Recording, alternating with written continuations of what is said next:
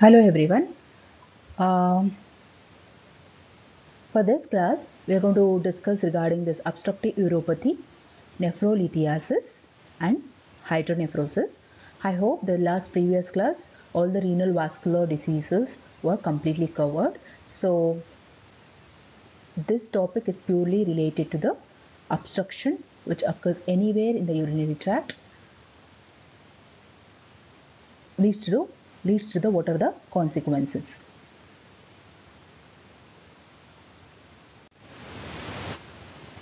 So what is this obstructive uropathy? It is the obstruction in the urinary tract. Anywhere in the urinary tract, it increases the susceptibility to infection and even the stone formation. So this obstruction can occur at any age or in either of the sex. So the cause for obstruction, it can be at the renal pelvis, ureter, bladder, or even the urethra. So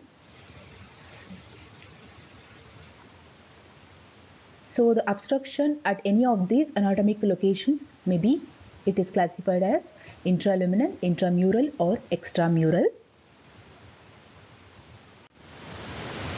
So as per the anatomical locations, it has been classified, as I've already told, it is intraluminal. Intraluminal means within the lumen. It can be calculi, tumors, cancer of kidney and bladder, sloughed renal papillae, it can be blood clots or a foreign body. Intramural, it could be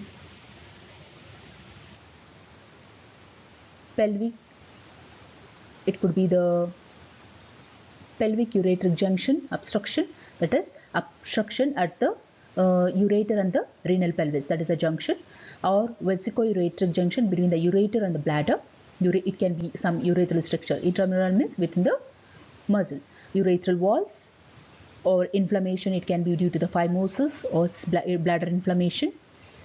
And extramural causes is nothing but it can be any pregnant uterus as due to the increase in the size of the abdomen. Yes, it can cause the pressure over the any part of the urinary tract. It can cause obstruction. So patient with a pregnant, most of the times in the pregnancy, they will have the increased urge for a micturition. It's because due to the pressure effect. So it could be even the retroperitoneal fibrosis or the tumors, which the extramural means it's outside the kidney. So it can be the tumors of CA cervix, rectum, or colon, even prostatic enlargement, which includes carcinoma or prostatitis. So and trauma. So this causes of obstructive uropathy, as per the anatomical locations, has to be remembered. So this is the causes of obstructive uropathy, which has been depicted at a different levels in the urinary tract. So at the different levels in the urinary tract, in the diagrammatically, it has been shown.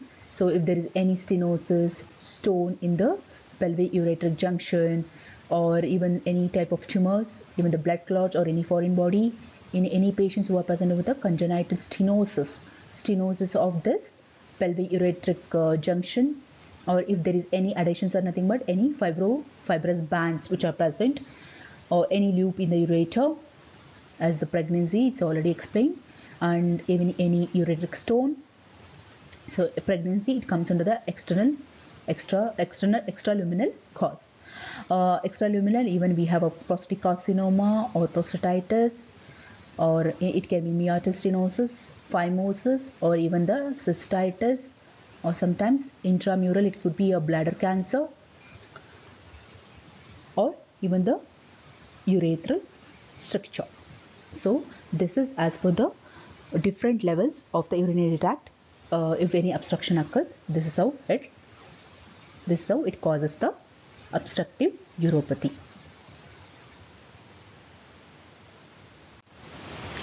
So here I would like to tell few things before going to the urolithiasis. So this obstructive uropathy, we have many other the more three anatomical sequelae which occurs because of our obstructive uropathy is hydronephrosis, hydroureter, and hypertrophy of the bladder.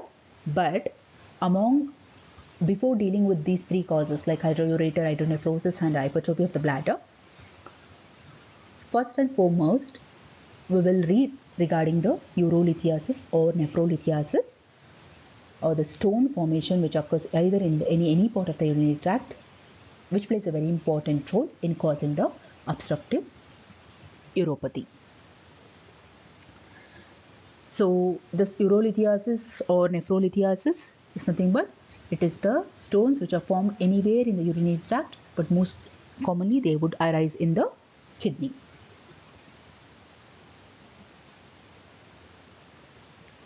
So men are more commonly affected with a ratio of 2:1 than women for the renal calculi or the stones, and peak age would be 20 to 30 years. So many of the patients might present with a calculus with a familial and hereditary predisposition it would be, and most of the patients with the calculi will present with the most commonest clinical feature would be hematuria. So among the hereditary disorders, it would be the inborn errors of metabolism such as cystinuria and primary hyperoxaluria. It would be characterized by excessive production and excretion of these substances. They will result in the formation of stone. So only the one hereditary diseases is cystinuria. So results in the formation of cystine type of stone, which will be explained in the further slides. And even one more thing has to be highlighted: geographic locations, especially in some parts of United States, South Africa and India, this kidney stones are more common. So usually, basically, we have what are the etiology and pathogenesis about it? We have four main types of kidney stones. So among that, the calcium stones, which compromises nearly 75% of the kidney stones, will be of in the form of calcium stones. So which can be of calcium oxalate or calcium oxalate mixed with the calcium phosphate stones. Usually these stones are most commonest type of kidney stones. So and triple stones, or is also called as stovoid stones, which compromises 15% of the stones, kidney stones, which are magnesium, ammonium and calcium phosphate stones. Uric acid stones, it compromises of 5 to 10%. And cystine stones, which compromises of 1 to 2%, as I have told, is because of the inborn error of metabolism, that is cystinuria. One more thing, the pathogenesis which is underlined with the formation of the stone is most important determinant of stone formation. It would be it's an increased urinary concentration of the stones as it exceeds their solubility, that is due to the supersaturation.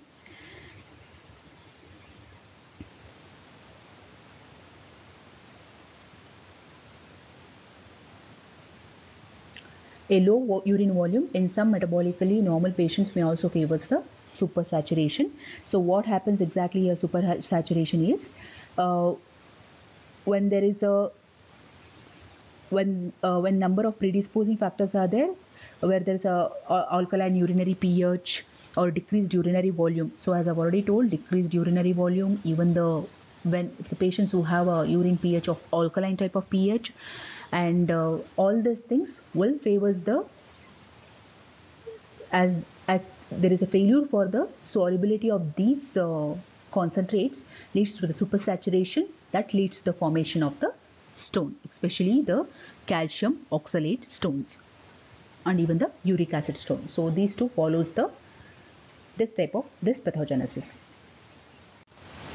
So we'll just now briefly know regarding the features of each type of urinary calculi. So the first and foremost, as I've already told, it's a calcium stones. Usually the etiology would be hypercalciuria, where there is excessive excretion of the calcium, which is of idiopathically with or without a hypercalcemia.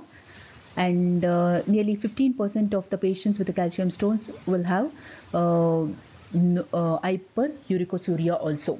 So it can be hypercalcinuria with or without hypercalcemia. So as I told, the pathogenesis would be supersaturation of ions in the urine, where there's in a patients who are having a low alkaline pH or low urinary volume, or when there is excessive excretion of the calcium oxalates, that is oxaluria or hyperuricosuriia, where leads to the failure for the solubility of these calcium ions, leads to the supersaturation, results in the formation of this calcium stone. So morphologically, these calcium stones are usually they are small, ovoid, with a granular rough surface. So the surface might turn black if they are due to the old pigment. So the next type of stone is steroid stone, or is also called as mixed stones, or they are also called as a triple spade stones. So usually these stones are formed in a patient's because of if you have got a urinary tract infection, repeated urinary tract infection by a protease or Klebsiella organisms, or Pseudomonas, they'll be at a higher risk for the development of this mixed stones. So usually these are called as triple phosphate stones, as they are made up of calcium, magnesium, ammonium, and calcium phosphate stones. So why they are called as steroid? Because as they are mixed stones, because they are called as mixed stones, so the another name given is steroid type of stones.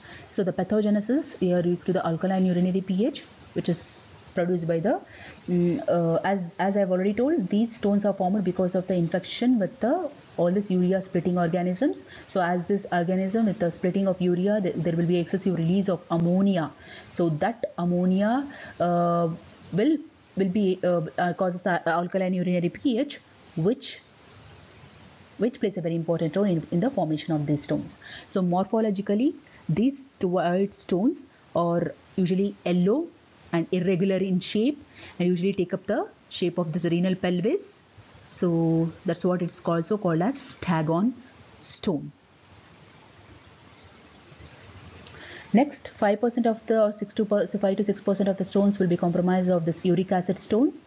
Most commonly, uric acid stones will occur maybe due to the primary or secondary gout. Gout is one of the disease which occurs because of the excessive synthesis of the uric acid crystals. So in these patients, when there is a excessive excretion of the hyperuricosuriia, excretion of a uric acid through the urine, leads to the acidic urine that decreases the solubility of this uric acid, fails to get soluble within the urine. So that favors the formation of this uric acid stones. So usually the morphologically, these uric acid stones are brown in color, and usually they are radiolucent, and calcium stones on X-ray, they appear radio opaque. So this is the uric acid stones or radiolucent, and they are very smooth, yellowish to brown in color, and even often appears multiple. Next type of stones are cystine stones, which are compromises of 1 to 2%. Most commonly in inborn innards of metabolism, this type of stones occurs. So the pathogenesis may be due to the cystinuria, due to the excessive excretion of the cystine solid, where it fails to get soluble within the urine, which precipitates the formation of cystine stones. So these stones morphologically, they are rounded with a smooth contour, and even often they appears multiple. Usually they are waxy. The layer will be waxy type of layer. So other type of Rayleigh stones, it can be the xanthonuriaceae. The other types of stones can occur due to the inherited abnormalities of amino acid metabolism. So clinically, patients with many of the kidney urolithiasis patients will be asymptomatic. Some patients will present with a severe renal colicky pain or abdominal pain, which might cause a severe renal damage. As there is obstruction, there is a failure for the excretion of the waste products, leads to the excessive accumulation of this glomerular filtration. So that causes a severe damage to the renal calyces or even the pelvis, which will be explained in slides of hydronephrosis. Larger stones often manifest. They cause a severe damage to the tubular epithelium. So that with the damage to the tubular epithelium, yes, there might be a damage to even the muscle wall of the tubules that will present in the form of hematuria. Or some stones even predisposes to the infection because of their trauma or obstructive nature. So patient will be at a higher risk to get repeated UTIs.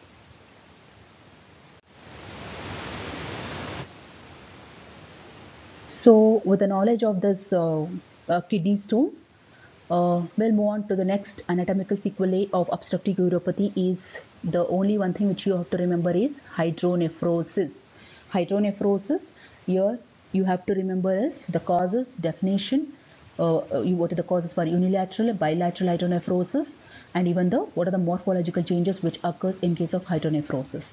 So hydronephrosis is defined as the term which is used to describe the dilatation of renal pelvis along with the calyces. You can see this all major calyces with the minor calyces are completely dilated. All the major to minor calyces has been dilated with the thinned out cortex, with the corticomedullary, whatever the measurement of the size has been completely decreased because of the complete dilatation of the renal pelvis, and the calyces associated with the pressure due to the failure for the excretion of this glomerular filtration or the solutes. There is a pressure atrophy. There will be a back pressure to the kidney as a result of obstruction to the flow of urine. So this is the definition of hydronephrosis which is given. So usually the types will be unilateral and bilateral. So that should be clear.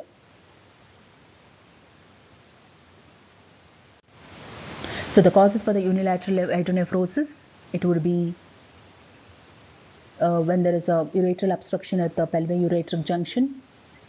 So the causes has been again divided into intraluminal, where there is a calculus within the ureter or the renal pelvis, or intramural if there is any congenital pelvic ureteric junction obstruction, any atresia of the ureter, inflammatory structure, trauma, neoplasm of the ureter or the bladder. Extramural, it could be, extramural means it should be always outside the kidney or the ureter, where other lesions which occurs adjacent to the structures of kidney, they causes the pressure effect on the ureter or the kidney. So it could be the obstruction of the ureter because of the inferior renal artery or vein, or pressure on the ureter. It could be because of carcinoma of cervix, prostate, rectum, colon, or even the retroperitoneal fibrosis. So these causes of whatever the causes of intraluminal, intramural and extramural for the obstructive uropathy, the same few things has to be remembered, the same of it.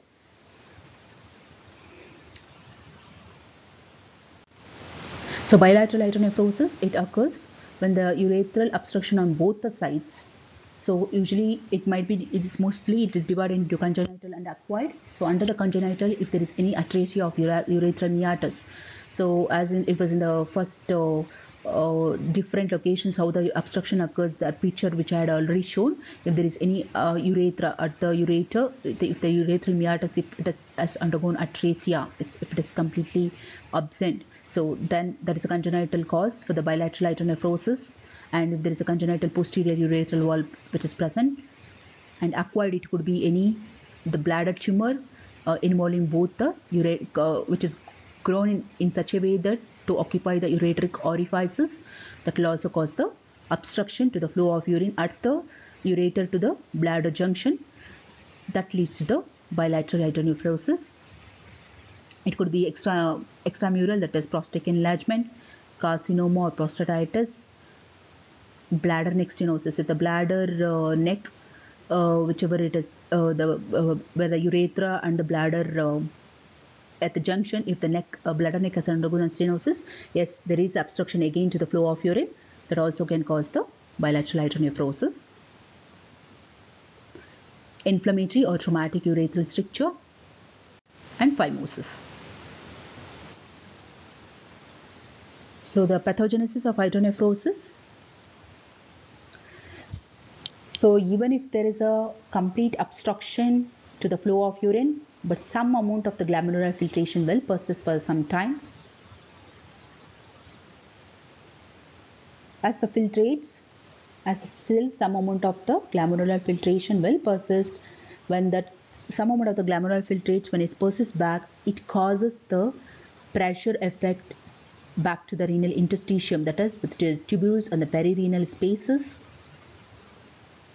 So further, the filtrate ultimately returns back to the lymphatic and venous systems, which causes the calces and pelvis of the kidney gets dilated. So this has to be remembered. Once there is, even though there is a complete obstruction to the flow of urine, there would be some amount of glomerular filtration will occur continuously, which causes the pressure effect into the interstitium and the perirenal spaces, causing, as it start getting accumulated glomerular filtration, where there is a failure for the excretion of the urine, but the filtration is keep on getting accumulated, which causes the pressure dilatation of this all the pelvis and even the calyces. So the diagrammatic representation will be explained in the further slides.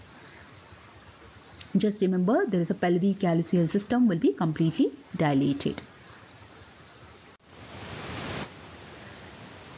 So as there is a it's told increased pressure in the pelvis, it's transmitted back to the collecting ducts into the cortex. So further, even though as there is a pressure effect to the collecting ductules and into the cortex will become thinned out because of the severe dilatation of the pelvic calyceal system. It will become there is a thin rim of the cortex we can see, and whatever the medulla, renal medulla, due to the even the blood vessels will get completely compromised because compressed, and due to results in the severe endothelial damage and ischemia, all that, which also leads to the decreased medullary blood flow. And sometimes this medullary vascular defects, whatever the blood vessels which are present in the renal medulla, it can be initially reversible, but with a persistent obstruction to the flow of urine and with the excessive accumulation of the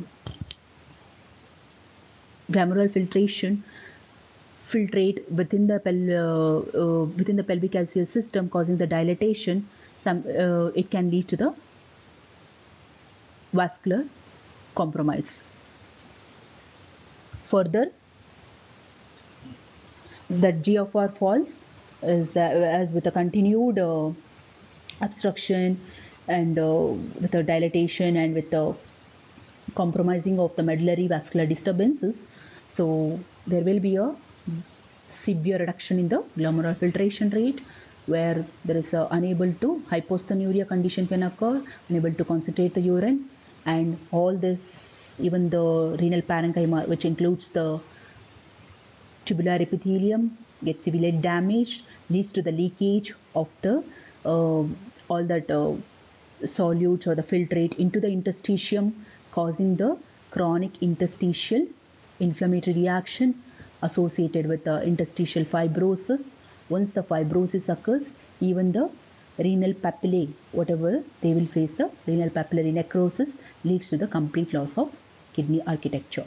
So this has to be remembered. So once there is some medullary vascular disturbances, once the blood vessels in the medulla, when they get compressed and there is a severe damage to the severe vascular disturbance, there will be a severe reduction in the filtration rate, along with the tubules get severely damaged with the leakage of this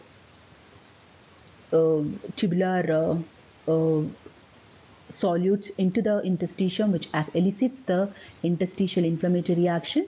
It can cause severe interstitial fibrosis with a complete loss of kidney architecture associated with the papillary necrosis. So this is about the pathogenesis. Now we'll see regarding the gross features of hydronephrosis. So here the kidneys may have moderate to markedly enlarged. Initially, the mechanisms which are involved in causing this gross pathology, it has to be remembered, one is extrarenal, another one is intrarenal hydronephrosis. So what is this extrarenal hydronephrosis? It is characterized by there is due to the complete obstruction of the flow of urine, there is a dilatation of this pelvic calyceal system like a renal pelvis medially in the form of a sac. So as it is called as extrarenal because it is going outside the kidney, there is a changes, morphological changes, so it is called as extrarenal hydronephrosis. So in the form of a sac, as if the persistently presence of obstruction to the flow of urine, so due to the excessive accumulation or the stasis of the urine, so all this calyces, all this minor and the major calyces, again they go completely distended as it is shown in this picture. goes completely distended with causing the pressure atrophy to the renal parenchyma, with causing the damage to the tubules and even the interstitial fibrosis, and the entire medulla would have undergone the vascular compromise with the thinning of the cortex and giving the appearance of external lobulations. So this is called as the morphological changes are involving within the kidney, so it is called as intrarenal hydronephrosis. That should be cleared in case of a gross of hydronephrosis.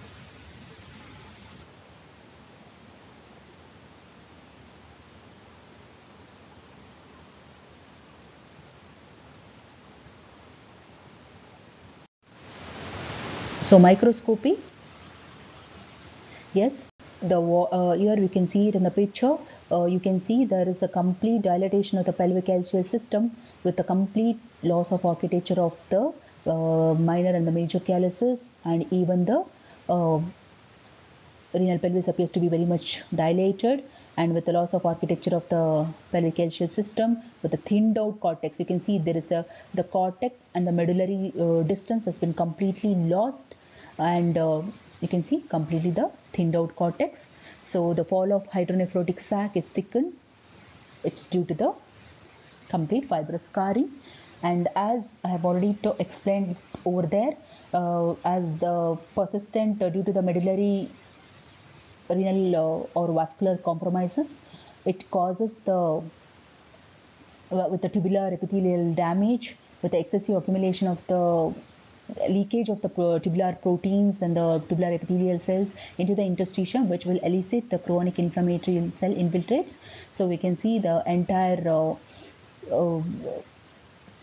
hydronephrotic sac appears to be very much thickened due to the fibrous scarring associated with the chronic inflammatory cell infiltrates.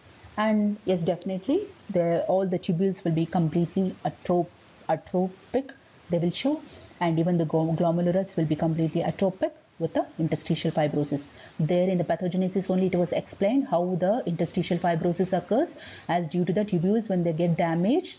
So there will be a leakage of the solutes or the filtrates into the interstitium, which elicits the inflammatory reactions causing the interstitial fibrosis. So this is the picture of extrarenal hydronephrosis and with the intrarenal hydronephrosis. So we can see here the cortical and the medullary limit is been shown in the arrow.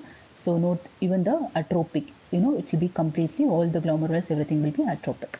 So as a result of the hydronephrosis, due to the obstruction of the flow of urine, due to there is a stasis of urine here, it can be infected by some organisms, so resulting in the entire sac, when the sac which is filled with the stasis of urine, when they get infected, it will get converted into the pus. So that leads to the form that stage it is called as pyonephrosis.